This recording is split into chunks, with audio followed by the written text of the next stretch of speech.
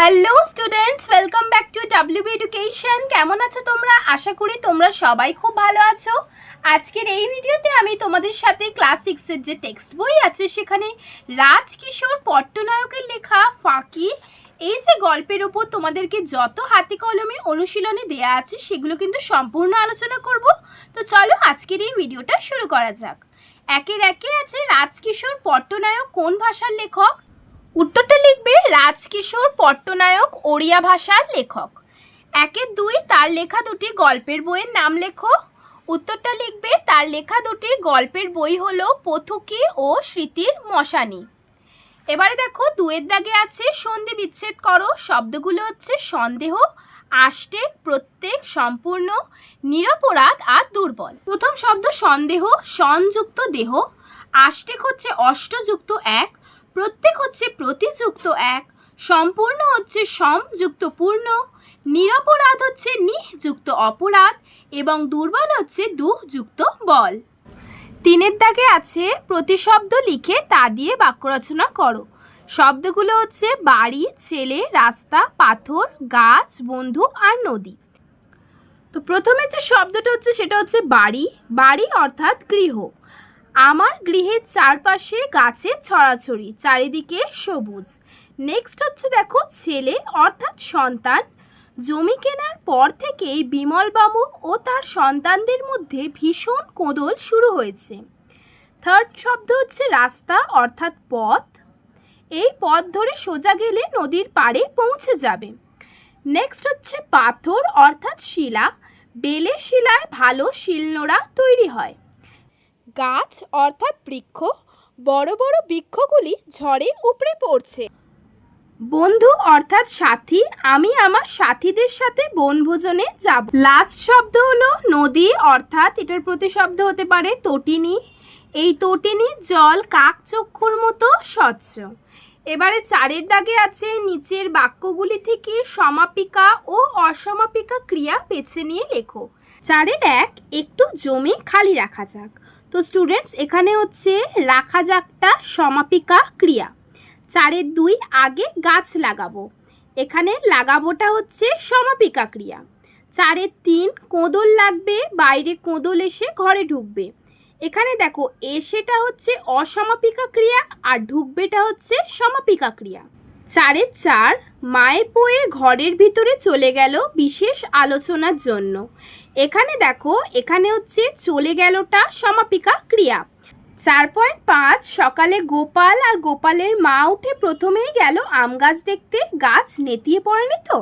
তো এখানে দেখো এখানে দেখতেটা হচ্ছে অসমাপিকা ক্রিয়া আর গেলটা হচ্ছে সমাপিকা ক্রিয়া। একবার খাতার পেজে দেখিয়ে দিচ্ছি, তোমরা কিন্তু উত্তরগুলো লিখে নেবে পরপর নাম্বারিং করে।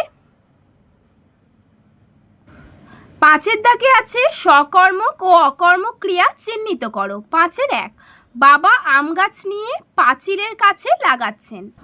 তো এখানে দেখো পাঁচের একে লাগাচ্ছেনটা হচ্ছে সকর্মক ক্রিয়া। পাঁচের দুই খুব হয়েছে মা আর ছেলের এইরকম বুদ্ধি। এখানে হয়েছেটা হচ্ছে অকর্মক ক্রিয়া। পাঁচের তিন আপন চেষ্টাতেই গাছটি বেড়েছে। এখানে বেড়েছেটা হচ্ছে অকর্মক ক্রিয়া। পাঁচের চার জল দেওয়া হলো। এখানে দেখো দেয়া হলোটা হচ্ছে সকর্মক ক্রিয়া। আশা করি বুঝতে পারছো স্টুডেন্ট। ছয়ের দাগে আছে গল্প থেকে বেছে নিয়ে 5টি অনুসর্গ লেখো। সেই অনুসর্গগুলি যোগে স্বাধীন বাক্য রচনা করো। তো দেখো এখানে 5টা অনুসর্গ হচ্ছে হতে, জন্য, অপেক্ষা, থেকে আর দিয়ে। হতে দিয়ে বাক্য রচনা করবে দূর হতে তোরে দেখেছি। জন্য দিয়ে বাক্য রচনা করবে তোমাকে খবরটা দেওয়ার জন্য এত দূর এসেছি। অপেক্ষা দিয়ে বাক্য রচনা করবে রাম অপেক্ষা শ্যাম বেশি নম্বর পেয়েছে। থেকে দিয়ে বাক্য রচনা করবে গাছ থেকে পাকা আমটি খসে পড়ল। আর দিয়ে দিয়ে বাক্য রচনা করবে এ কলম দিয়ে লেখা হয় না। সাতের দাগে আছে নিচের বিশেষ্য শব্দগুলিকে বিশেষণ এবং বিশেষণ শব্দগুলিকে বিশেষ্যে রূপান্তরিত করো। জাহাজ, গাছ, পোষ, ঝড় আর পশ্চিম। তো এখানে কিন্তু তোমাদের যে যে শব্দগুলো বইতে দেয়া আছে প্রত্যেকটা বিশেষ্য, এর বিশেষণ রূপগুলো দেখে নাও। জাহাজ, জাহাজি, গাছ, কেঁচো, ঝড় ঝোড়ো, পশ্চিম পশ্চিমা এবং পোষ হচ্ছে পোষা। 8 দাগে আছে নিচের প্রশ্নগুলির কয়েকটি বাক্যে উত্তর লেখো। 8-1, কটক কোন নদীর তীরে অবস্থিত? ওড়িশার আরও একটি নদীর নাম লেখো। উত্তরটা লিখবে কটক মহানদীর তীরে অবস্থিত, অর্থাৎ কটক মহানদীর তীরে অবস্থিত। তোমরা একবারে লিখলেই হয়ে যাবে। উড়িষ্যার অপর একটি নদী হচ্ছে বৈতরণী। 8-2, গোপালের বাবা প্রথমে কেন বাগানে ফুল গাছ লাগাতে চাননি? উত্তরটা লিখবে তিনি কলমি আম গাছ বসাতে চান। তাছাড়া এটা ছিল বেলে মাটি, রোজ প্রচুর জল দিতে হবে বলে ফুল গাছ লাগাতে চাননি। 8-3, আম গাছে কেন ঠেকো দিতে হয়েছিল? উত্তরটা লিখবে বোমা পড়বার ভয়ে সরকারি লোকেরা গাছের গোড়ার দিক ঘেঁষে ট্রেন ছুঁড়ে চলে যায়, এ কারণেই কিন্তু ঠেকো দিতে হয়েছিল। 8-4, গাছটিকে উইয়ে খেয়ে ফেললো কিভাবে? এখানে উত্তরটা লিখবে দেখো গাছটির গোড়ার দিকে উইয়ে ধরেছিল, কেউ খেয়াল করেনি। পিঁপড়ে উই খেয়ে নষ্ট করে, পিঁপড়ে ওষুধ দিয়ে মারা হয়েছিল, তাই মনের আনন্দে উইপোকা গাছ খেয়ে ফেলেছিল। 8.5 প্রশ্ন, গল্প অনুসারে কটকের খবরের কাগজে আম গাছটিকে নিয়ে কি সংবাদ বেরিয়েছিল? এখানে উত্তরটা লিখবে গল্প অনুযায়ী কটকের খবরের কাগজে বের হয়েছিল কটকে অর্ধরাত্রে ভীষণ ঝড় বৃষ্টিতে শহরের ভিতরে পুরীঘাটে আম গাছ উপড়ে পড়ছে। 9 দাগে আছে দেখো নিচের প্রশ্নগুলির উত্তর নিজের ভাষায় লেখো। 9.1 প্রশ্ন, একটু জমি খালি রাখা যাক। প্রস্তাবটি কে দিয়েছিলেন? কেন তিনি এমন প্রস্তাব দিয়েছিলেন? উত্তরটা লিখবে রাজকিশোর পট্টনায়ক রচিত ফাঁকি গল্পে উল্লেখিত গোপালের বাবা অর্থাৎ পরিবারের কর্তা এই প্রস্তাব নিয়েছিলেন। গোপাল চেয়েছিল বাড়িটা হোক একেবারে রাস্তার ধারে, কিন্তু তার বাবা ফাঁকা শুকনো জমিতে বাড়ি করতে রাজি ছিলেন না। তিনি চেয়েছিলেন সামনের দিকে কিছুটা ফাঁকা রেখে বাড়ি করতে, তাই তিনি এই প্রস্তাব দিয়েছিলেন। এবার দেখো 9.2 প্রশ্ন, গোপাল মুখ তুলে সন্দিগ্ধভাবে বাবার মুখের দিকে তাকালো, তার এই সন্দেহের কারণ কি? এখানে উত্তরটা তোমরা লিখবে তার সন্দেহের কারণ বাবা যে কলমি গাছ তৈরি করেছেন তা সত্যি ভালো জাতের কিনা, গাছ কেমন হবে এইসব সন্দেহ তার মনে উদয় হওয়ায় সে সন্দিগ্ধভাবে বাবার মুখের দিকে তাকালো। 9.3 প্রশ্ন, তুই করবি বাগান? বাবা কেন এমন মন্তব্য করেন?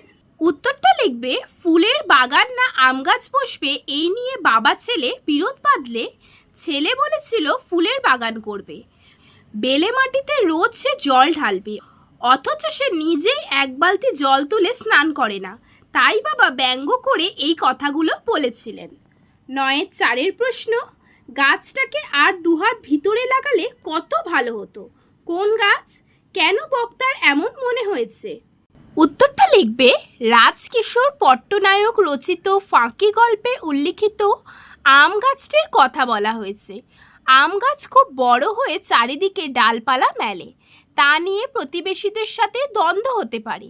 আম হলে বাইরের ডাল থেকে সব আম পাড়ার লোকেরা পেরে নেবে, এইসব ভেবে তার মনে হয়েছে গাছটি আরও 2 হাত ভেতরের দিকে পুঁতলে ভালো হতো। 9.5 প্রশ্ন, আম গাছটি কিভাবে গোপালবাবুর বাড়ির নিশানা হয়ে উঠেছিল? উত্তরটা লিখবে গোপালবাবুদের আম গাছটি খুব বড় হয়েছিল, ওই এলাকায় অত বড় আম গাছ ছিল না, তার আম ছিল বড়ই সুস্বাদু। গোপালবাবু যখন বাড়ির ঠিকানা দিতেন তখন বলতেন কার্জরি নদীর ধার বরাবর পুরীঘাট পুলিশ ফাঁড়ির পশ্চিমে যেখানে পাঁচিলের মধ্যে আম গাছ দেখবেন সেখানে আমাদের বাড়ি। এইভাবে বলতে বলতে একদিন আম গাছটাই বাড়ির নিশানা হয়ে উঠেছিল। 9.6 প্রশ্ন, গাছটি কিভাবে তাদের সাহায্য করেছিল বুঝিয়ে লেখো। উত্তরটা লিখবে গাছ নানাভাবে তাদের সাহায্য করেছিল, ছায়া দিয়ে, বাতাস দিয়ে, ফল পাতা সব কিছু দিয়ে সাহায্য করেছিল। এটি বাচ্চাদের দোলনা চড়া স্থান, খেলার স্থান হয়েছিল। সবচেয়ে বড় কথা এই আম গাছটি গোপালবাবুর বাড়ির পরিচয়বাহী হয়ে উঠেছিল, অর্থাৎ ঠিকানা হয়ে উঠেছিল। 9.7 প্রশ্ন, আম গাছটিকে ঘিরে বাড়ির সকলের অনুভূতির প্রকাশ গল্পে কিভাবে লক্ষ্য করা যায়? উত্তরটা লিখবে প্রথম দিকে আম গাছ বসানো নিয়ে বিরোধ থাকলেও ধীরে ধীরে আম গাছটি বাড়ির লোকের খুব কাছে রয়ে ওঠে। গাছের পাশ দিয়ে ট্রেঞ্চ করলে গাছটির গোড়া যদি আলগা হয়ে যায় তাই ভেবে ঠেকো লাগানো হয়। গাছ যাতে পশুরা খেয়ে না ফেলে তার জন্য কঞ্চি দিয়ে বেড়া দেওয়া হয়। বোমা পড়লে গাছটির ক্ষতি হয়ে যাবে এই চিন্তায় বাড়ির লোকের ঘুম নেই। কুয়াশা এলে কি হবে, সব বোল নষ্ট হয়ে যাবে। ঝড় এলে চিন্তা হতো, এটার পর কিন্তু তোমরা স্টুডেন্টস লিখবে, ঝড় এলে চিন্তা হতো যদি গাছটির কোনো ক্ষতি হয়ে যায়। এইভাবে গল্প জুড়ে নানা অনুভূতির প্রকাশ লক্ষ্য করা যায়। 9.8-এর প্রশ্ন, সেই দিন থেকে গাছ হেলে পড়েছে পূব দিকে। কোন দিনের কথা বলা হয়েছে? গাছটি হেলে পড়ার কারণ কি? উত্তরটা লিখবে বোমার হাত থেকে লোকেদের বাঁচাবার জন্য সরকারের লোকেরা ট্রেঞ্চ খোঁড়ার দিনটাকে বলা হয়েছে।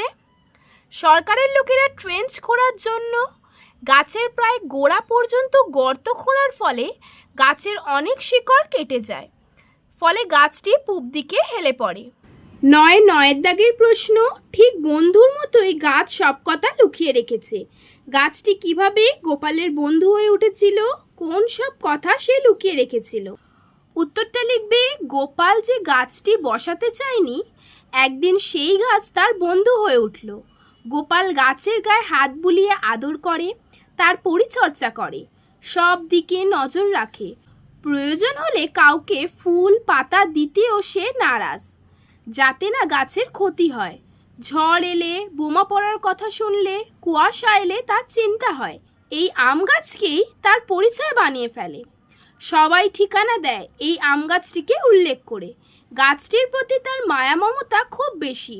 বাইরের লোকের অসুবিধা হবে বলে গোপাল গাছের সরু ডালগুলো ছেঁটে দেয়। ডালগুলো যাতে কেউ দেখতে না পায় তার জন্য ফেলে দিয়ে আসে।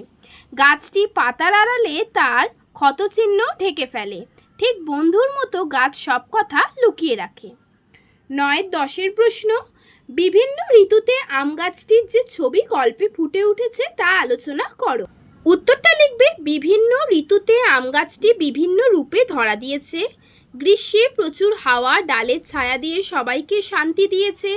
শীতের কচি পাতা বের হয়ে সবাইকে বিভিন্ন অনুষ্ঠানে পাতার যোগান দিয়েছে। গাছের বিভিন্ন ডালে বোল এসেছে, মৌমাছি প্রজাপতির ভ্রমরের আনাগোনা বাড়ত। সব মিলিয়ে দারুণ পরিবেশ তৈরি হতো। প্রবল গরমে সুমিষ্ট কাঁচা আম যোগান দিয়ে সকলকে খুশি রাখত। প্রবল ঝড়ের হাত থেকে বাড়িঘর রক্ষা করত। এইভাবে বিভিন্ন ঋতুতে সে একটা মস্ত স্থান দখল করত।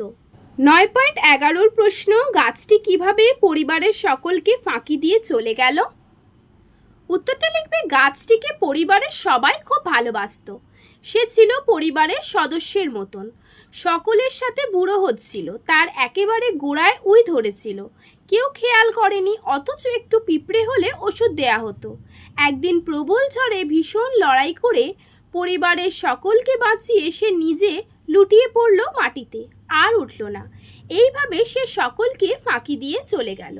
তো স্টুডেন্টস, এখানেই কিন্তু আমাদের অনুশীলনী শেষ হচ্ছে। আশা করি ভিডিওটা বুঝতে কোনো অসুবিধা হয়নি। তাও যদি কোনো জায়গায় কোনো অসুবিধা হয় আমাকে কিন্তু কমেন্টে জানাতে ভুলবে না। ভিডিওটা ভালো লাগলে লাইক করবে আর চ্যানেলটিকে সাবস্ক্রাইব করার সাথে সাথে বেল নোটিফিকেশনটাকেও অলে প্রেস করে দিও, যাতে আমি নেক্সট যে কোনো ভিডিও আপলোড করি সবার প্রথমে নোটিফিকেশন তোমার কাছে যায়। আর এই ভিডিওটা কিন্তু স্টুডেন্ট নিজের বন্ধু বান্ধবদের শেয়ার করতে ভুলবে না। তোমাদের জন্য আর কি কন্টেন্ট আপলোড করবো সেটা একটু কমেন্টে জানিও। থ্যাংক ইউ চ্যানেলে ভিজিট করার জন্য।